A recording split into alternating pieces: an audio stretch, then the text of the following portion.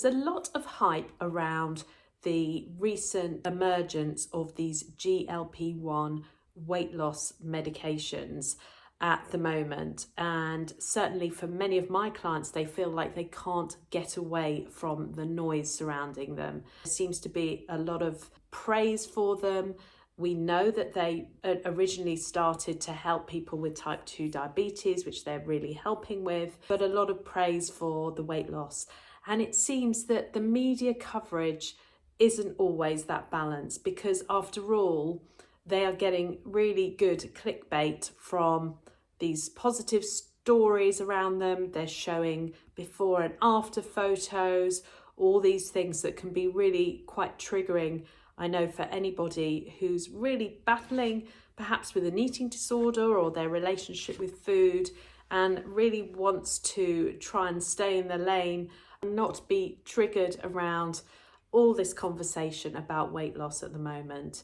And I really fear that this conversation has really taken us back a long way in terms of thinking about body neutrality and for people struggling with body image. We need to really think about whether the information we're getting is skewed.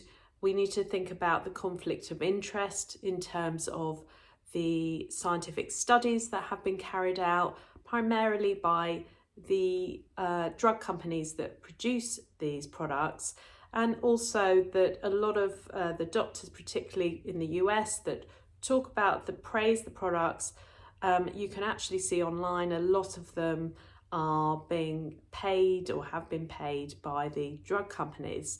So we need to be a little bit careful about what we're seeing and what we're taking in, and try to have a little bit more of a balanced view around them. Now, I know that for people with serious health issues such as type 2 diabetes, the benefit really outweighs the risk with these medications.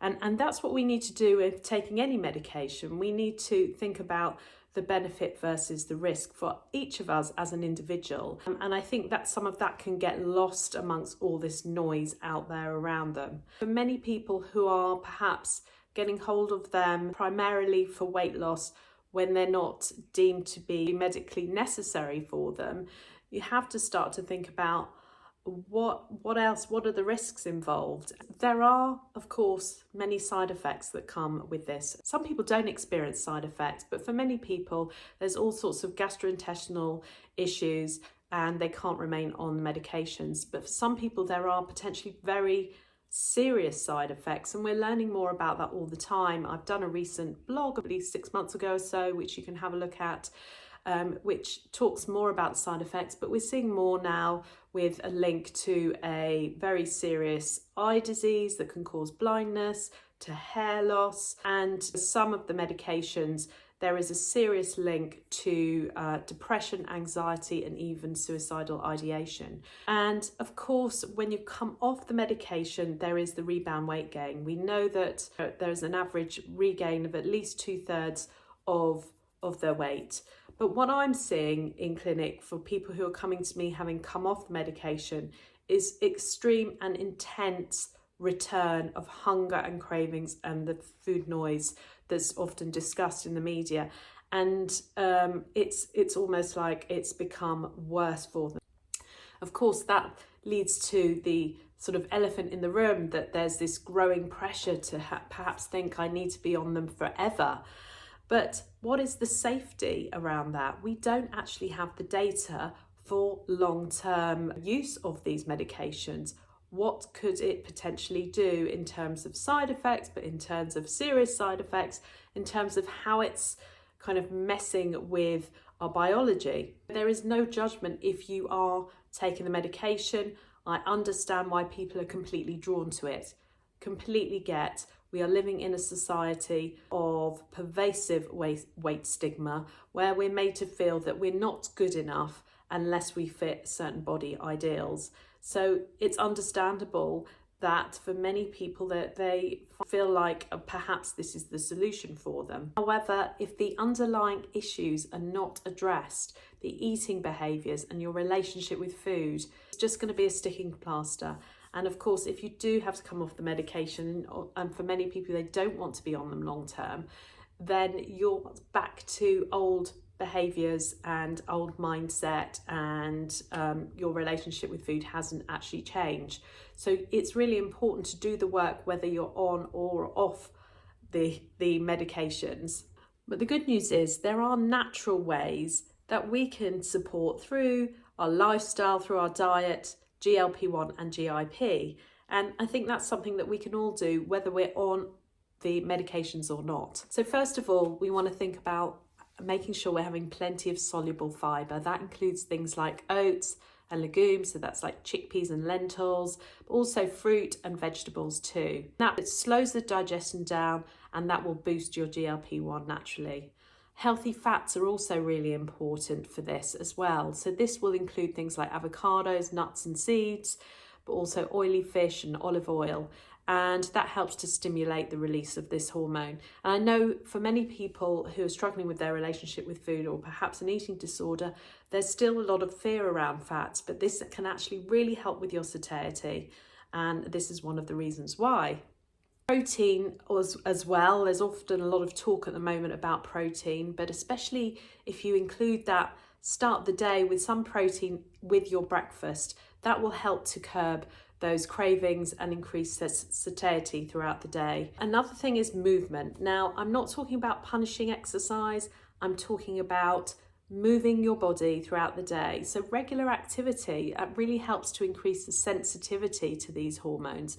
So that could be anything from gardening, housework, dancing, walking your dog. It doesn't have to be going to the gym, doing hours of cardiovascular exercise and your body more stress, which leads me on to stress management. Stress management is so key, and chronic stress really can impair your appetite hormone regulation. So really important to try and work on things that can reduce stress. So that anything like yoga, natural, like calming yoga, breath work, just some stretching, being out in nature. There's meditation, there's so many things that can help, but it's worth exploring different things and what works for you.